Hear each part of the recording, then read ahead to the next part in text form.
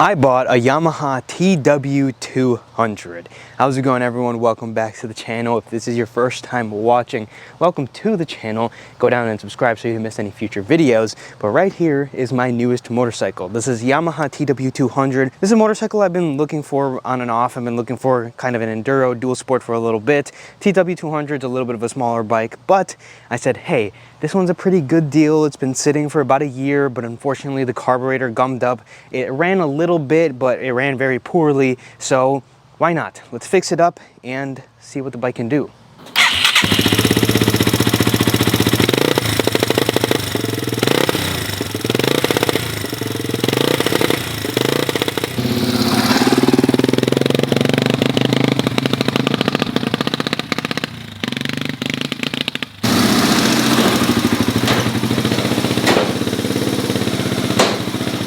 So now that the bike is all nice and hot, let's take off the tank and the seat and try to get this carburetor out of here. This bike doesn't really have a super interesting story or anything. They've been making these TWs for the longest time, since the late 80s basically, and they're just fun bikes. Now, I was told that this bike ran and rode last year. Now, my guess is the reason why it's clogged up as it is, normally if you do park a motorcycle for a few months, they don't really act the way that this bike is acting. My guesses are that he was using poor quality fuel. Now, what happens when you use poor quality fuel is stuff like this right here. When you park a motorcycle for 6-7 months, it has fuel in the bowl, it has fuel in the tank, and everything gums up. And that's exactly what he told me what happened. So I'm guessing that this bike's just going to need a simple carburetor cleanup, and she should be all good to go.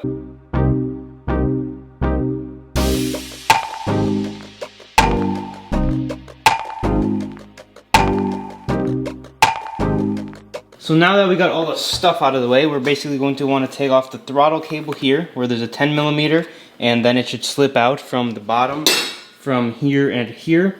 And that will allow us to basically get all of this loose from the clamp here and the rear clamp, and just be able to slide the carburetor out.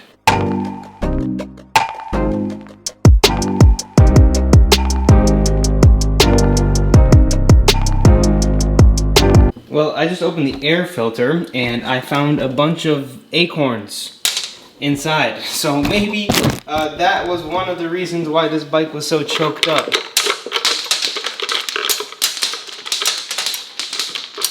Great, now we have acorns all over the ground. Let's get this bowl cracked open.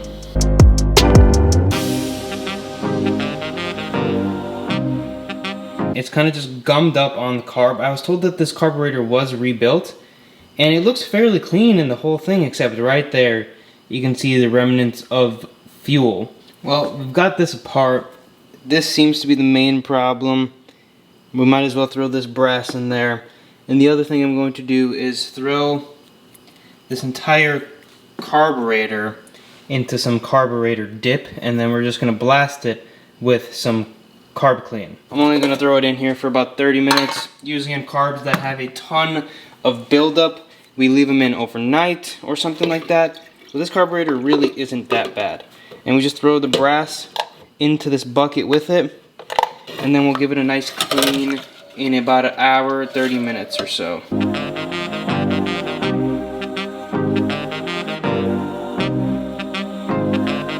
So here we go. As we can see, that looks a lot more clean on the inside. I've gone ahead and put some carb clean through it, and we can reassemble this and put the bike back together. And hopefully now that we've done a light, nice cleaning, the bike should run correctly.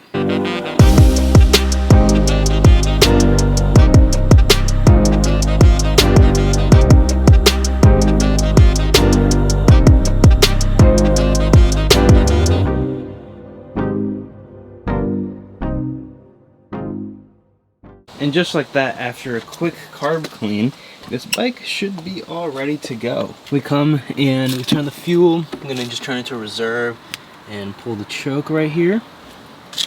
And it should fire right up.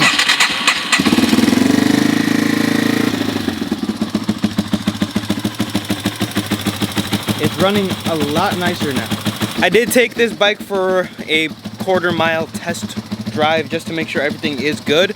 and it's running pretty nicely, so it's time to put a more intensive test ride on it. So going for a little ride on the Tw200, I guess I can give you guys some impressions on the bike as well. This bike is really slow. It's a lot slower than I expected. I don't know what I was really expecting, but it is an event to go 35 miles per hour. You know, you got to really be pushing it to start hitting 40. And I think it's a lot to do with the bike's gearing. First gear is very, very short. I think first gear is short just to produce a lot of torque, and if you're in sand or mud, it kind of will propel you out of it. You have to immediately shift out of first into second. But here we go. First time I've got it up to the speed. There's 40. There's 45. I guess it's doing 45 pretty comfortably. I thought it might be a little too slow, but it's doing it pretty nicely. Brakes are pretty nice. I mean, they're not anything to write home about. They're drum brakes front and rear because this is an older 90s model.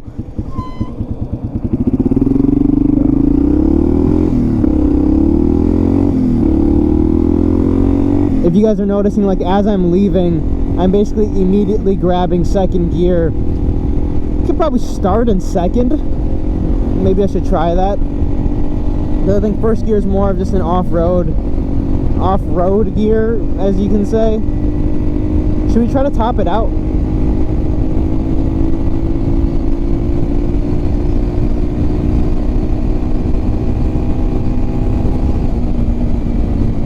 That was almost 60 miles per hour. I mean, I think it's really comfortable around the 30 to 40 range on the street. This isn't really too much of a street bike. It is very much oriented towards, you know, you can ride it on the street, but you really shouldn't. I'm just coming onto the road. The bike is so easy to maneuver because the tires are just so big. It's such an easy bike to ride. This would be a really good beginner bike.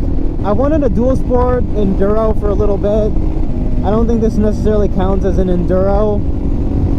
Kind of. The Tw200 was never super high on the list. It was kind of just like, if I find one, sure, why not?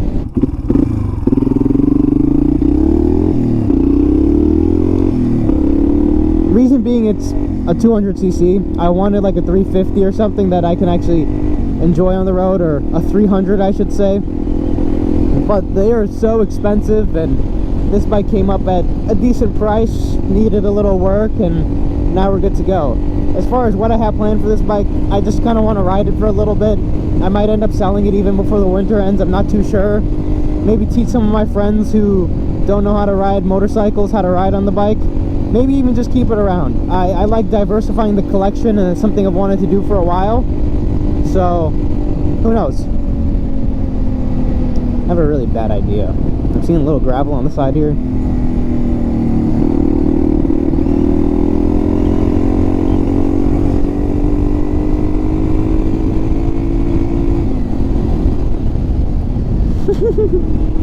I also hear for street use that if you put a little bit of a smaller sprocket, I believe, it gives a little more lower end torque, and it's a little bit better for the street ability of the bike. I actually do like these mirrors. They don't vibrate too much, and I can actually see out of them, and they're in a pretty decent spot as well. Like usually they'd be right here, and you kind of see too much shoulder.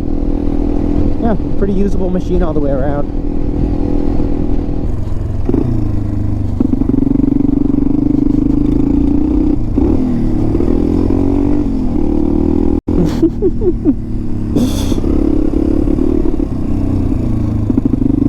Let's go. Alright, and we're back home.